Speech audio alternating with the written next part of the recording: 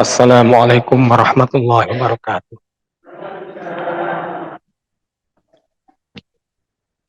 Tadi waktu saya baru datang kedengaran ada sholawatan. Itu, gitu. Jadi boleh juga kalau saya sholawatan dulu ya. Tapi suara saya sekarang beda dengan sekian tahun yang lalu.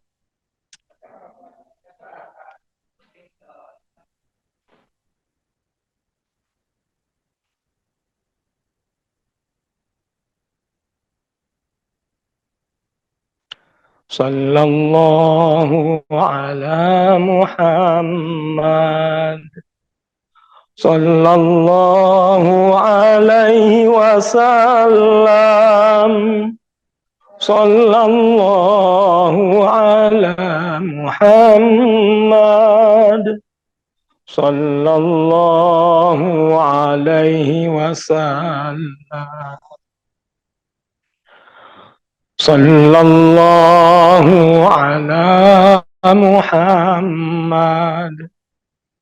Sallallahu alaihi wasallam.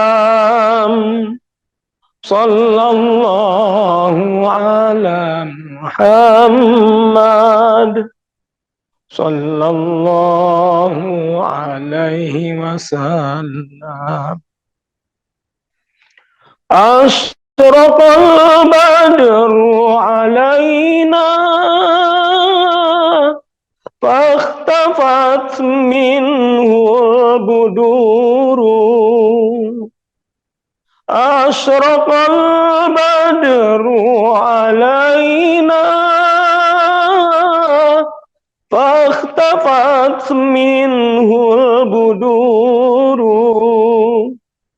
Mithla husnik ma ra'ayna qattu ya wajha sururi. Sallallahu ala Muhammad. Sallallahu alaihi wasallam. Sallallahu ala Muhammad.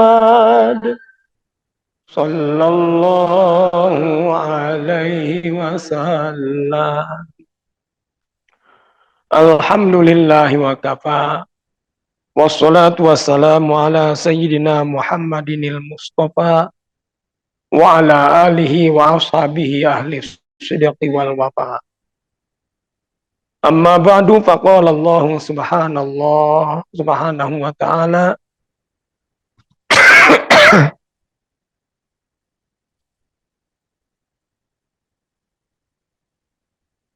Innal ladzina amanu wa lam yalbisu imanahum bidzulmin ulaika alaihimul amnu wa hum muhtadun. Shadaqallahul azim. Ibu-ibu jamaah rahimakumullah. Alhamdulillah Allah Subhanahu wa taala berikan kepada kita kesehatan dan keafiatan dalam beribadah kepada Allah Subhanahu wa taala. Serangkaian ibadah hari ini alhamdulillah sudah kita laksanakan, tahajudnya, tilawatnya, termasuk witirnya juga, sholat sunnah fajarnya, sholat fardu fajarnya, yang di kita disebutnya sholat subuh. Kemudian setelah itu kita berzikir, berdoa, setelah terbit matahari dan terang cahayanya, kita sholat isyraq, kemudian duha. Semoga semua amal kita diterima oleh Allah SWT. Dalam bahasa Arab, kata kerja dan kata benda itu sangat berkaitan. Ada kata kerja yang dibentuk dari kata benda, ada kata benda yang dibentuk dari kata kerja. Ada kata benda yang punya arti pekerjaan, yang disebut masdar. Dalam bahasa Indonesia ada kata jujur. Dalam bahasa Arab, jujur itu sidq. Hurufnya sod, dal, dan qaf. Atau sidqun. Sidqun atau sidq seringkali sod, dal, dan qaf. Ya. Seringkali sidq itu dimaknai kebenaran atau kejujuran. Nah, kata sidq itu berasal dari kata sodako yang berarti benar atau jujur. Dari kata sodako bisa digandakan dalnya dengan tasdid menjadi sodako. Kalau sodako berarti benar, kalau sodako membenarkan atau menganggap benar atau meyakini kebenarannya. Sodako benar, sodako membenarkan. Orang yang sodako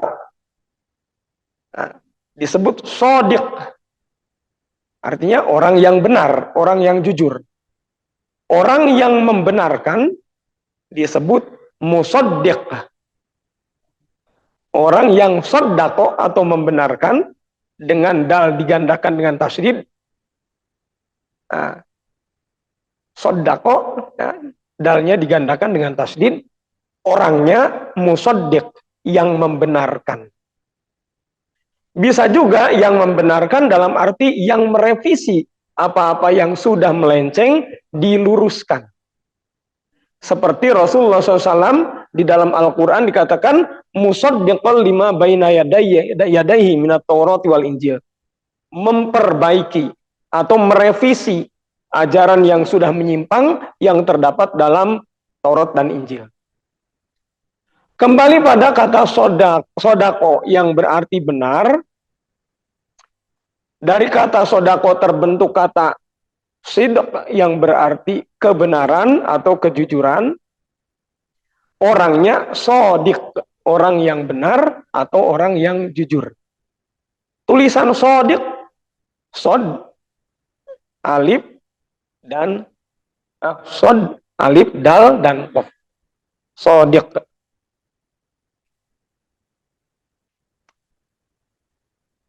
Nah, kata benar itu punya bermacam-macam tinjauan atau bermacam-macam sudut pandang. Dan maaf, disadari ataupun tidak, dalam kehidupan manusia sudut pandang yang sering tidak disadari dikedepankan itu sudut pandang kepentingan. Sehingga orang yang benar kadang-kadang dipandang tidak benar karena berbeda kepentingan. Orang yang tidak benar bisa jadi dipandang benar karena punya kepentingan yang sama.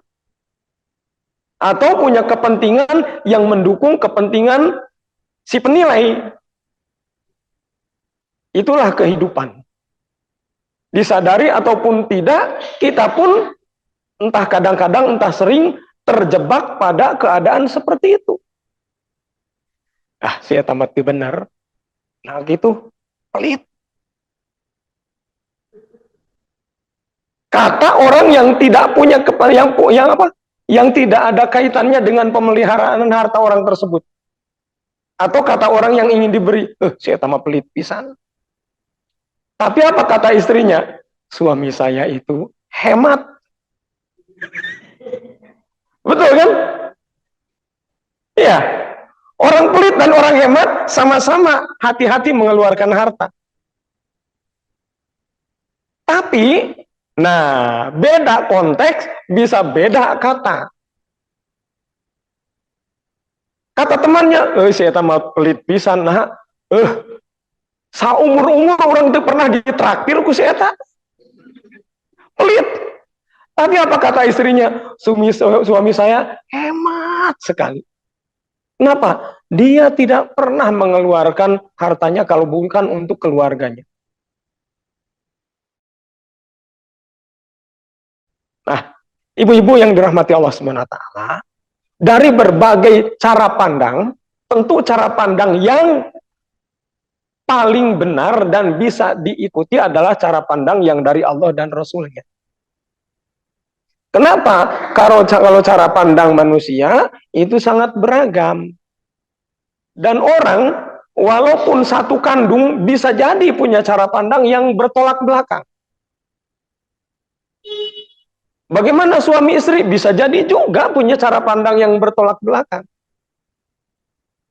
Orang tua dengan anaknya bisa jadi punya cara pandang yang bertolak belakang.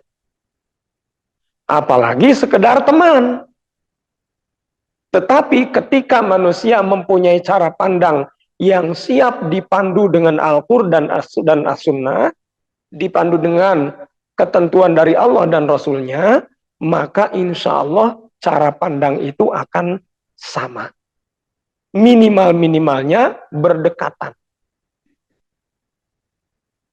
Maka ketika kita mengatakan la ilaha illallah, ini sebenarnya kita sudah menyatakan kepada Allah, ya Allah, saya siap cara pandang saya diatur dengan ketentuanmu. Karena tidak ada yang patut dipegang teguh cara pandangnya kecuali engkau. La ilaha illallah. Arti sederhananya, tidak ada yang berhak disembah kecuali Allah. Tapi makna yang sangat luas, penjabarannya termasuk tidak ada cara pandang yang benar kecuali cara pandang yang diajarkan oleh Allah melalui Rasulullah Sallallahu Alaihi Wasallam. Ibu-ibu yang dirahmati Allah Subhanahu Wa Taala, di zaman Rasulullah SAW, kata sodik dan kata siddiq itu sudah dipergunakan. Sodik itu untuk orang yang benar, siddiq untuk orang yang membenarkan. Siapa yang kita kenal dengan sebutan siddiq? Abu Bakar. Abu Bakar As-Siddiq. Nama aslinya siapa? Nama aslinya Utsman. Utsman, nama aslinya Utsman. Bukan Utsman bin Affan, bukan. Jadi sahabat Nabi yang namanya Utsman itu bukan satu. Ada Utsman bin Affan, ada Utsman bin Abdullah, ada Utsman bin Maz'un. Utsman bin Abdullah atau Utsman bin Abdullah kalau kata orang Kuningan. Kalau pakai penyebutan cara bahasa Arab, Utsman bin Abdullah. Nama ayahnya Abdullah. Abdullah punya anak yang sulung namanya Kuhafah. Maka Abdullah itu diberi sebutan Abu Kuhafah. Siapa Abu Kuhafah? Itu ayahnya Utsman. Utsman yang mana? Utsman bin Abdullah atau Utsman bin Abi Kuhafah. Atau Utsman putranya Bapak Kuhafah. Bapak Kuhafah itu siapa? Bapak Nacep Kuhafah. Nama asli Bapak Nacep Kuhafah teh saha? Abdullah. Nah, kenapa disebut Abu Bakar? Nah, disebut Abu Bakar itu karena beliau itu selalu bersegera di dalam melakukan kebaikan. Cek bahasa Sunda teh mah embung kapiheulaan ku batur. Ada wawaran, ada saudara kita mualaf mau dikhitan. Aing mah embung kapiheulaan ku batur, hayang pangheulana infakna. Nah gitu. Abu Bakar itu kurang lebih kayak begitu. Tidak mau keduluan oleh orang lain. Dan bukan hanya tidak mau keduluan, tidak mau kalah kualitasnya oleh orang lain. Nah, maka diberi gelar orang yang selalu bersegera. Bahasa Arabnya Abu Bakar. Orang yang selalu bersegera. Nah, contoh bahwa beliau itu orang yang selalu bersegera itu begini. Rasulullah Shallallahu Alaihi Wasallam wafat. Maka Sayyidina Abu Bakar bertanya kepada putrinya yang menjadi istri Rasulullah SAW. Siapa? Sayyidatina Aisyah. Apa saja pekerjaan Rasulullah SAW yang terhenti karena kewafatannya? Maka diceritakan. Salah satu yang diceritakan bahwa beliau itu biasa memasuki sebuah rumah. Rumah itu ditempati oleh seorang kakek Yahudi yang buta, tunanetra, lumpuh, sudah tidak bisa mengurus apa-apa termasuk mengurus dirinya. Ke kamar kecil pun merangkak. Tidak bisa ngisi bak sendiri. Maka yang dilakukan oleh Rasulullah SAW, masuk ke kawasan rumah tersebut, nimba sampai penuh. Nah, sudah penuh, beliau juga masak di rumah tersebut. Sampai matang, kemudian kakek Yahudi itu disuapi. Nah, si kakek Yahudi itu setiap sedang disuapi suka berpesan. Hati-hati kamu ya nak. Daerah kita ini sudah tidak aman. Kenapa kek? Iya itu karena ada pendatang dari Mekah. Datang ke sini bawa agama baru. Kan bikin kacau itu. Siapa itu kek? Katanya sih namanya Muhammad. Padahal orang yang lagi nyuapinnya itu. Hati-hati ya. Kamu jangan terbawa-bawa. Kalau kata orang Kuningan, ulah kabawa, sakaba-kaba. Bahasa Kuningan itu ada istilah ulah kabawa, usakaba-kaba. Saya pernah nanya pada orang tua, Pak Ari sakaba-kaba teh naon? Ting aing teh nyaho, dati ditu-ditu nage kitu. Ulah kabawa, usakaba-kaba. Nah, Sayyidatina Aisyah menceritakan kebiasaan Rasulullah SAW itu. Kemudian kata Abu Bakar, biasanya kapan Rasulullah melakukan itu? Biasanya pagi hari. Pagi hari. Kalau tidak sempat sebelum subuh, habis subuh. Maka keesokan harinya langsung itu dikerjakan oleh Sayyidina Abu Bakar. Aur bisikapi heulaan ku batur. Maka Sayyidina Abu Bakar melakukan apa yang diceritakan oleh Sayyidatina Aisyah, bahwa itu suka dilakukan oleh Rasulullah SAW. Ngisi bak sampai penuh. Kemudian masak. Setelah itu menyuapi si kakek.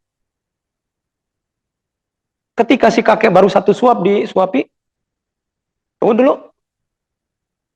Kamu bukan yang biasa ini. Kamu siapa? Saya Abu Bakar. Kok kamu yang kesini? Bukan yang biasanya. Sayyidina Abu Bakar merasa berat untuk menjawab. Dan beliau katakan, kakek, orang yang biasa menyuapi kakek itu sudah meninggal dunia. Sudah meninggal dunia. Orang sebaik itu sudah meninggal dunia. Iya, betul, kek. Beliau sudah meninggal dunia. Emang siapa dia itu? Dia itu pesuruh Allah. Muhammad namanya. Siapa? Muhammad, pesuruh Allah. Betul dia itu. Betul, kek. Kalau begitu sekarang aku masuk Islam. Maka si kakek itu masuk Islam. Dan keesokan harinya juga melanjutkan pekerjaannya merawat si kakek tersebut. Nah, Sayyidina Abu Bakar melakukan hal seperti itu berterusan, berkesinambungan setiap hari. Sampai kabarnya kepada Sayyidina Umar. Maka Sayyidina Umar berpikir,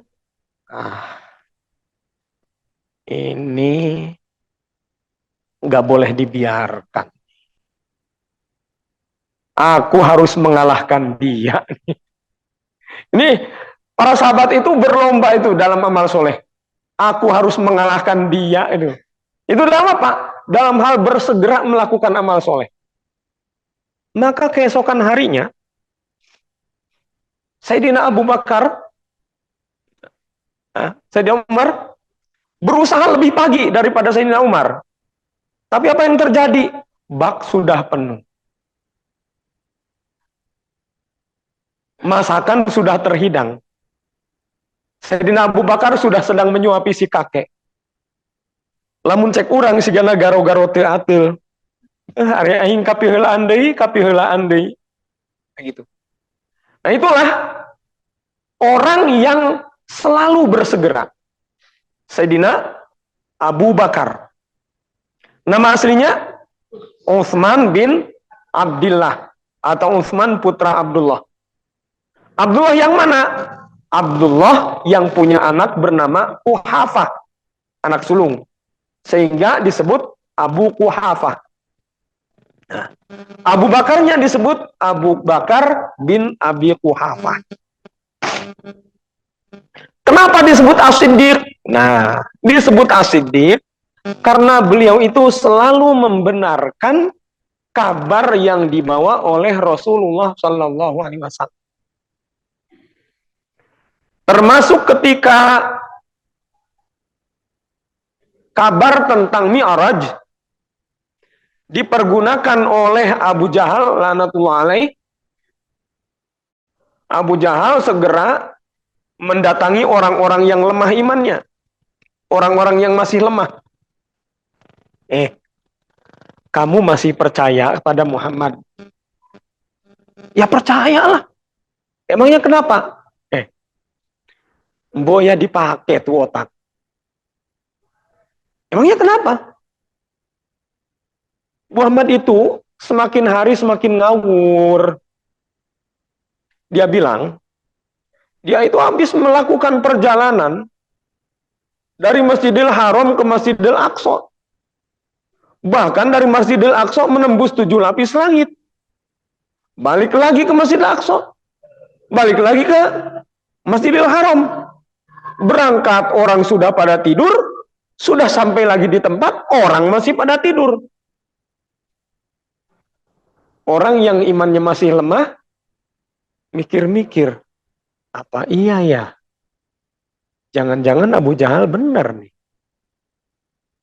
Emang perkataan Abu Jahal ini masuk akal, Pak? Mengenai kabar perjalanan Nabi itu, emang nggak masuk akal sih. Iya ya, saling bisik. Sehingga orang-orang yang masih lemah imannya goncang.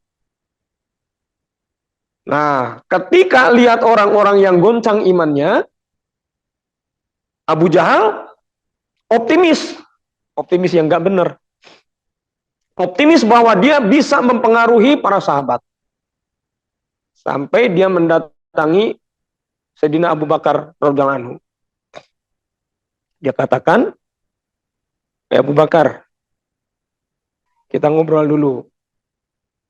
Nah, ngobrol sana sini, sampai akhirnya kemudian dia mengatakan, untuk apa Allah berikan akal kepada kita? Nah, kok kamu tanya begitu? Iya, untuk apa Allah berikan akal kepada kita? Ya untuk berpikir. Nah, kamu udah mikir belum? Soal apa? Itu Muhammad. Katanya habis menempuh perjalanan tuh. Dari Masjidil Haram ke Masjidil Aqsa. Setelah itu, Mi'raj. Menembus 7 lapis langit. Kemudian turun lagi. Ke Masjidil Aqsa. Balik lagi ke Masjidil Haram. Berangkatnya ketika orang sudah pada tidur. Pulangnya ketika orang masih nyenyak tidur. Coba. Masuk akal nggak? Apa jawaban Abu Bakar? Abu Bakar kurang lebih mengatakan, kalau yang menyampaikan itu Rasulullah Shallallahu Alaihi Wasallam, bahkan lebih dari itu pun tidak mungkin saya tidak percaya. Jadi, walaupun lebih aneh, asal yang menyampaikannya itu Rasulullah SAW, pasti saya percaya. Kurang lebih begitu kata Abu Bakar. Maka beliau itu disebut As-Siddiq, orang yang selalu membenarkan kabar yang dibawa oleh Rasulullah Sallallahu Alaihi Wasallam.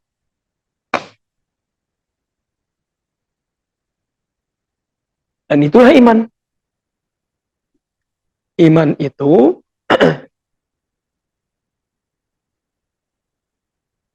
mempercayai kabar-kabar yang disampaikan oleh Rasulullah SAW, walaupun tidak sesuai dengan realita dalam kehidupan.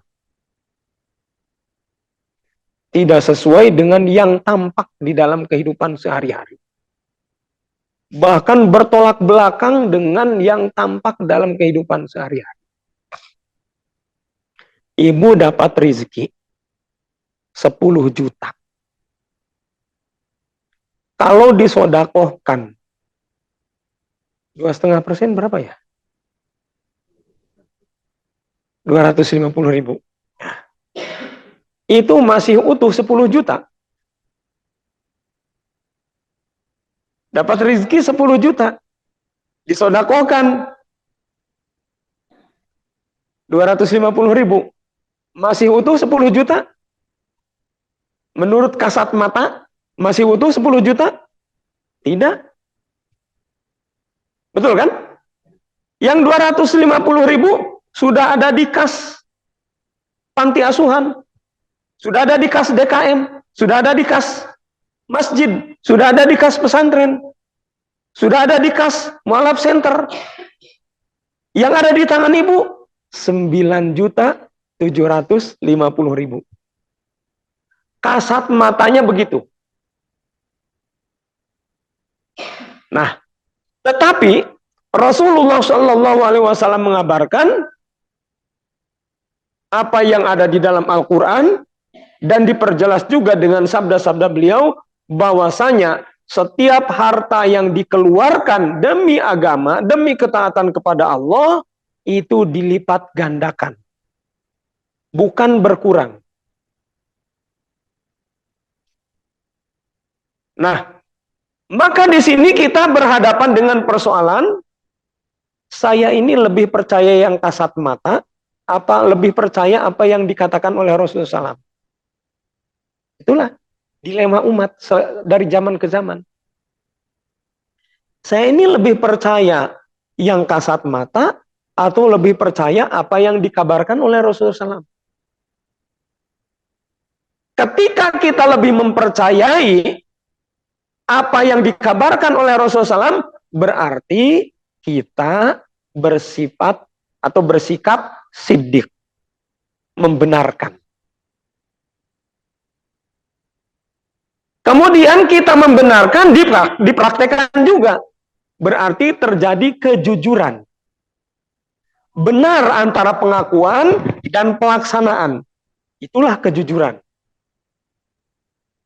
Jujur itu sesuai atau sejalan antara ucapan, antara hati, ucapan, dan perbuatan. Sesuai, sejalan antara hati, ucapan, dan perbuatan. Itu jujur.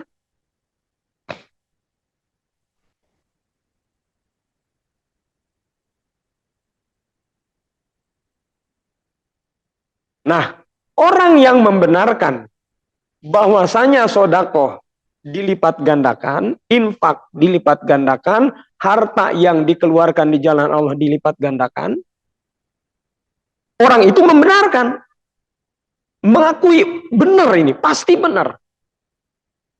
Pasti benar. Dalam hatinya dia mengatakan pasti benar. Lisannya dia mengatakan pasti benar. Perbuatannya juga membuktikan ini pasti benar. Maka saya keluarkan sebagian dari harta saya. Kelakuannya membenarkan. Maka kelakuan membenarkan dalam hal mengeluarkan harta itu disebut tasoddaqo. Ya tasoddaku, tasoddukon. Yang kemudian menjadi kata sodako. Jadi, sodako itu hanya bisa dilaksanakan oleh orang yang jujur menerima apa yang disampaikan oleh Rasulullah SAW. Kalau hati kita tidak bisa jujur menerima apa yang disampaikan oleh Rasulullah SAW, lisan tidak bisa jujur juga, kelakuan tidak bisa jujur juga, maka tidak akan bisa. Ah, masa sih Pak? Ada juga kok orang suka ngasih, banyak lagi ngasihnya. Padahal dia nggak percaya Nabi kok. Nggak percaya Allah. Ya bisa, betul. Ngasih lebih banyak. Lebih banyak daripada orang-orang Islam misalnya. Bisa. Kenapa? Tetapi bukan sebagai refleksi kejujuran. Bukan sebagai refleksi membenarkan Al-Quran. Bukan sebagai wujud membenarkan hadis-hadis Rasulullah SAW. Tapi membenarkan apa? Membenarkan kepentingan 2024.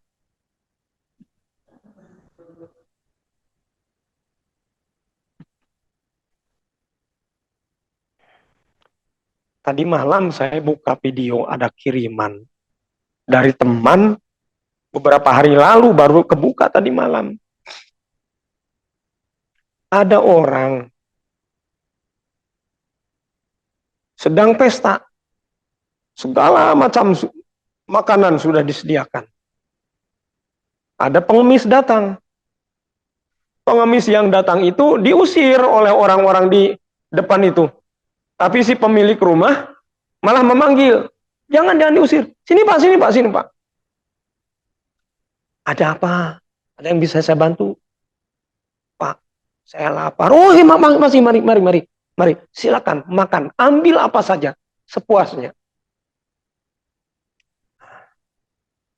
Udah makan, termasuk buah-buahannya juga dikasih. Terima kasih Pak, saya sudah selesai makan, buah-buahan juga sudah. Sekarang saya pamit mau pulang. Oh jangan dulu. Ada apa lagi Pak? Dikasih uang lembaran merah, lembaran ratusan ribu, masih segel. Orang ini, Bapak caleg ya? Iya, saya caleg. Ibu-ibu, bapak ibu-ibu yang dirahmati Allah SWT, yang berharga di sisi Allah, tasoddaqo, bersodakoh, yang merupakan wujud dari hati membenarkan apa yang dikabarkan oleh Rasulullah SAW. Membenarkan apa yang disabdakan oleh Rasulullah SAW berarti mengakui bahwa Rasulullah SAW itu benar. Mengakui bahwa Rasulullah SAW itu benar berarti mengakui bahwasanya Allah itu maha benar. Kenapa? Karena Allah sudah berfirman di dalam Al-Quran berkenaan dengan Rasulullah SAW, wa ma yantiqu anil hawa in huwa illa wahyu yuha. Rasulullah SAW itu tidak berbicara berdasarkan hawa nafsu. Dia berbicara itu semata-mata berdasarkan wahyu. Maka apa-apa yang disampaikan oleh Rasulullah SAW itu pasti berdasarkan wahyu. Ada orang mengatakan Rasulullah SAW itu kan manusia biasa. Ada sisi kenabian, ada sisi kemanusiaan juga. Maka ada kalanya beliau berbicara sebagai nabi, tapi ada kalanya beliau berbicara sebagai manusia juga. Gak mesti dong semua pembicaraan beliau itu diikuti. Ada orang mengatakan begitu. Tetapi di kalangan para sahabat mengatakan betul Rasulullah SAW secara fisik itu manusia biasa. Tetapi beliau adalah insan yang dapat bimbingan langsung dari Allah SWT, sehingga semua perkataannya pasti benar. Dan kalaupun beliau sempat salah, pasti Allah meluruskannya. Suatu hari Rasulullah SAW memerintahkan menyembelih seekor kambing milik beliau. Kambing itu disembelih. Sudah disembelih, dikuliti, kemudian perintah dari beliau, silakan bagi-bagikan. Maka kambing itu dibagi-bagikan. Nah, setelah selesai, Rasulullah bertanya kepada Sayyidatina Aisyah. Aisyah, apa yang masih ada, yang masih tertinggal? Atau Aisyah tinggal apanya? Sayyidatina Aisyah mengatakan tinggal satu keping pahanya saja. Oh tidak, kata Rasulullah SAW, tidak. Maksudnya, yang tertinggal itu semuanya kecuali sekeping paha yang masih ada di tangan kita. Nah, maksudnya apa? Semua yang sudah disodakohkan itu, itulah yang tertinggal atau yang tersisa. Itulah yang dikekalkan oleh Allah. Itulah yang tidak hilang. Itulah yang abadi. Itulah yang sampai ke akhirat. Adapun yang masih ada di tangan kita, itulah yang boleh jadi hilang. Termasuk harta benda kita yang masih ada di tangan kita, ini yang masih sangat mungkin untuk tidak kekalnya atau untuk hilangnya. Hilangnya bagaimana? Apa mesti dengan hilang dicuri orang? Enggak. Hilang terbakar? Tidak juga. Hilang karena banjir? Tidak juga. Hilang karena apa? Karena lapuk. Karena berubah status menjadi sampah. Menjadi najis. Dan sebagainya. Adapun yang sudah dikorbankan untuk agama Allah, justru inilah yang kekal. Ibu-ibu yang dirahmati Allah SWT, orang yang benar, orang yang jujur, adalah orang yang punya kesesuaian antara kata hati, lisan, dan perilakunya. Iman yang benar adalah iman yang sesuai ada di dalam hati, ucapan, dan perbuatan. Bagaimana kalau iman itu ada di dalam hati, tetapi pembicaraan lain? Nah, maka ini tidak sempurna. Lebih-lebih kalau di dalam hati tidak ada. Rasulullah SAW bersabda, "Man mata wa huwa ya'lamu annahu la ilaha illallah wa anni Rasulullah,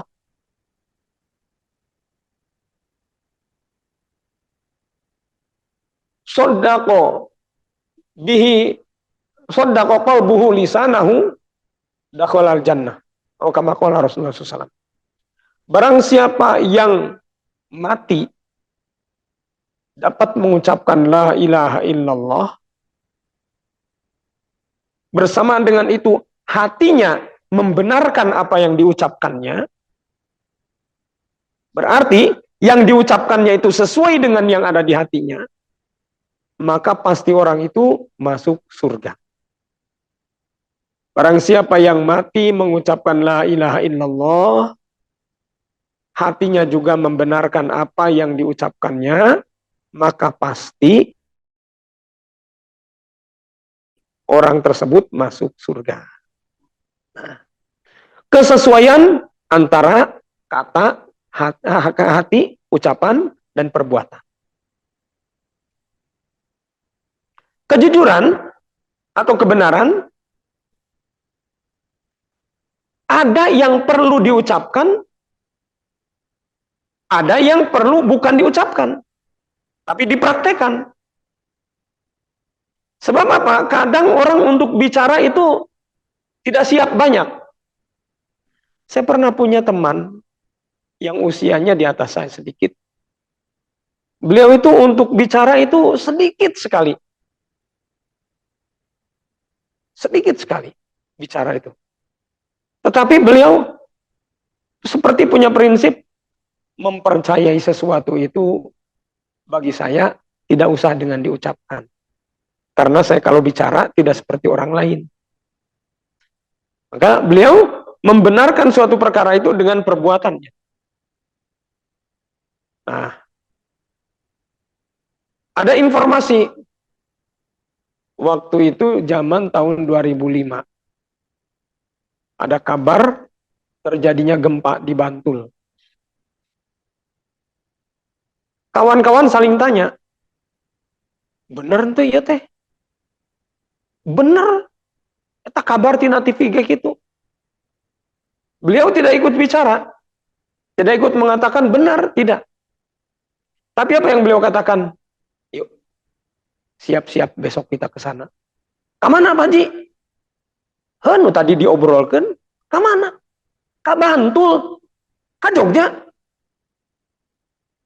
Iya ka Jogja. Kamana tuh? Pada naon Pak Haji? Urang bantuan duduluran urang anu perlu dibantu di ditu. Mereka kehilangan rumah. Ya kan?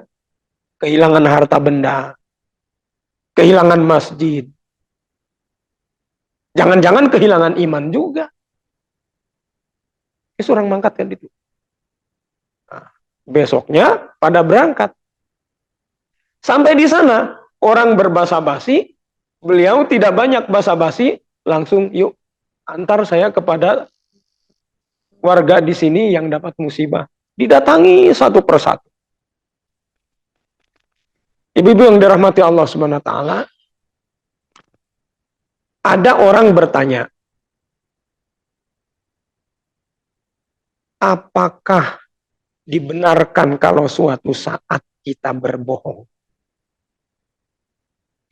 Atau kita ini harus selalu jujur bicara apa adanya? Ibu-ibu yang dirahmati Allah Subhanahu wa taala,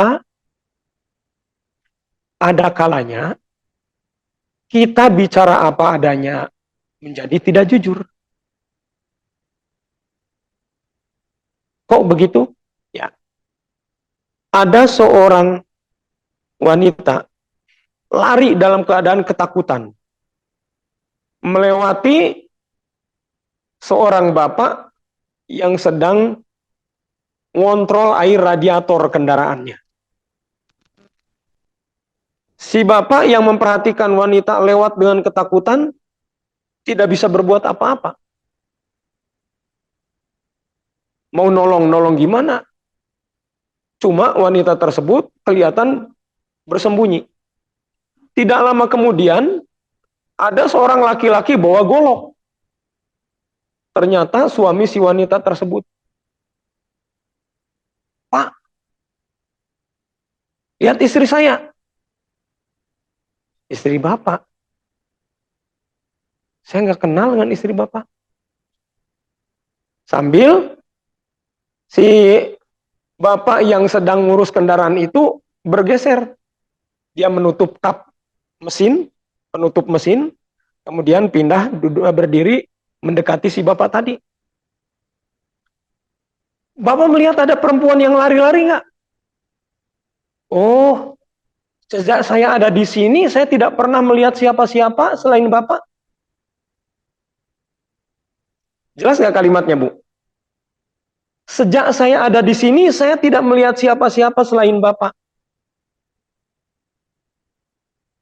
Jelas nggak kalimatnya? Sejak saya ada di sini, saya tidak pernah melihat siapa-siapa selain bapak. Yang dimaksud oleh si bapak yang ditanya, sejak saya ada di sini itu di mana? Di tempat berdiri terakhir. Ketika mendatangi si bapak yang pegang golok. Betul tidak? Betul. Karena kan sudah pindah. Ketika melihat perempuan lari-lari tadi di mana? Sedang ngurus mobil. Sejak saya berada di sini, saya tidak pernah melihat siapa-siapa selain Bapak. Kenapa dia mengatakan begitu? Seandainya dia katakan apa adanya, oh betul, ada perempuan tadi lari-lari, tuh ke sana larinya, bisa habis tuh perempuan. Sebab orang kalau lagi kalap, itu bahaya sekali. Tidak pandang itu istri, tidak pandang itu anak. Apalagi di zaman sekarang. Naudzubillah min dzalik. Maka ibu-ibu yang dirahmati Allah SWT, inti persoalan sama kita usahakan kejujuran, kesesuaian antara hati, lisan, dan perbuatan. Cara pandang tentang kebenaran itu bukan semata-mata dari diri kita. Sebab kalau cara pandang itu berawal dari diri kita, boleh jadi atau sangat boleh jadi kita didominasi dengan cara pandang berdasarkan kepentingan. Kalau berdasarkan kepentingan, ya, yang warna begini itu pasti yang paling benar. Kenapa? Karena warna ini yang saya sukai. Yang warna itu pasti salah. Kenapa? Karena bukan warna itu yang tidak saya sukai. Tidak usah diterjemahkan kalimat ini. Tidak usah diterjemahkan. Nah, kebenaran bukan berdasarkan kepentingan, tetapi kebenaran berdasarkan firman Allah dan sabda Rasulullah Shallallahu Alaihi Wasallam. Dalam suatu saat bisa saja kita ini dihadapkan pada persoalan, apakah saya harus bicara apa adanya atau saya harus menolong orang. Ketika menolong orang terpaksa tidak bisa bicara apa adanya, maka orang bijak akan mengolah sehingga tetap berusaha untuk tidak berbohong. Tetap berusaha untuk jujur. Nah, kemudian orang yang membenarkan sabda Rasulullah SAW, membenarkan Al-Quran, itu bukan sodik lagi, tetapi siddiq. Sodik, orang yang benar, orang yang jujur. Siddiq, orang yang membenarkan, orang yang mengakui atau meyakini kebenaran, orang yang mengusahakan perbaikan apa-apa yang salah, diperbaiki menjadi benar.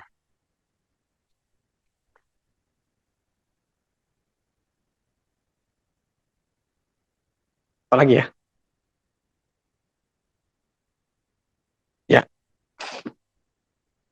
Kebenaran yang hakiki itu datang dari Allah.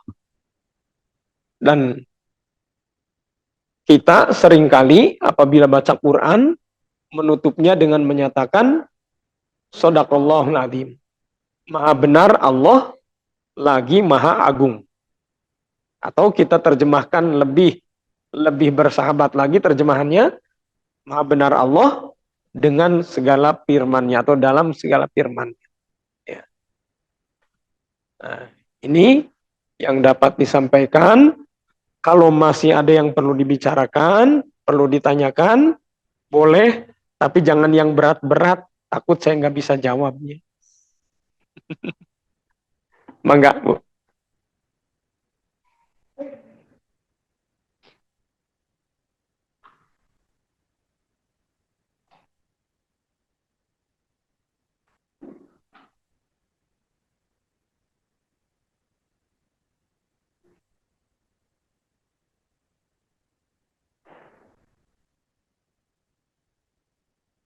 Ya, kalau tidak ada, kita akhiri majelis ini dengan memohon kepada Allah SWT agar majelis ini diterima oleh Allah SWT sebagai majelis yang diridhoinya. Kesalahan-kesalahan kita di dalam majelis ini, kita mohon pada Allah agar Allah ampuni. Kita mohon juga agar dengan keberkahan majelis ini, Allah ampuni dosa-dosa kita. Allah ampuni juga ayah bunda kita, kakek nenek kita, paman bibi kita, pak de bude kita, pak bule kita, kakak adik kita, keponakan kita, sepupu kita, kerabat kita, sanak saudara kita, tetangga-tetangga kita, teman-teman kita, bahkan semua manusia walaupun belum kita kenali dan tidak ada kaitan dengan dengan kita. Apabila ada di antara mereka yang belum berhak mendapatkan doa pengampunan karena belum punya kalimah la ilaha illallah Muhammadur Rasulullah, maka kita mohon agar Allah berikan kepada mereka kalimah la ilaha illallah Muhammadur Rasulullah. Dan ketika Allah memberikan kalimah la ilaha illallah Muhammadur Rasulullah kepada mereka, kita mohon agar yang menjadi penyampai kalimah la ilaha illallah Muhammadur Rasulullah kepada mereka itu adalah kita. Dengan keberkahan majelis ini kita mohon kepada Allah, apabila ada di antara mereka yang tadi disebutkan yang sedang sakit, apapun penyakitnya, mohon untuk segera disembuhkan oleh Allah SWT. Yang sakit pinggang, sakit kaki, sakit mata, sakit gigi, sakit apa saja, semoga segera disembuhkan oleh Allah SWT. Dengan keberkahan majelis ini, siapa saja di antara yang tadi disebutkan, apabila sedang punya masalah, punya kesulitan, apapun masalahnya, apapun kesulitannya, kita mohon agar Allah berikan kemudahan untuk menghadapinya, menyelesaikannya. Dengan keberkahan majelis ini, siapa saja di antara mereka yang tadi disebutkan, apabila sedang punya utang, semoga Allah mudahkan untuk melunasinya. Dengan keberkahan majelis ini, apabila di antara yang tadi disebutkan, ada yang sedang mengharapkan jodoh, entah untuk dirinya, untuk keluarganya, untuk putra-putrinya, semoga segera Allah datangkan jodohnya itu. Dengan keberkahan majelis ini, apa-apa yang menjadi hajat kita, menjadi kebutuhan kita, dan kebutuhan semua yang tadi disebutkan, baik kebutuhan dunia maupun kebutuhan akhirat, kita mohon agar Allah SWT mudahkan untuk mendapatkannya. Taqabbal du'aana ya Rabbana. Bijahi Sayyidina Muhammadin sallallahu alaihi wasallam wa juhdihi wa bibarakatil Fatihah. A'udzubillahi minasyaitonir rajim. Alhamdulillah rabbil alamin arrahmanir rahim maliki yaumiddin. Iyyaka na'budu wa iyyaka nasta'in ihdinas siratal ladzina an'amta 'alaihim ghairil maghdubi 'alaihim waladdallin. Subhanallah wa bihamdihi. Subhanakallahumma bihamdika. Asyhadu an la ilaha illa anta astaghfiruka wa atubu ilaik. Wassalamualaikum warahmatullahi wabarakatuh.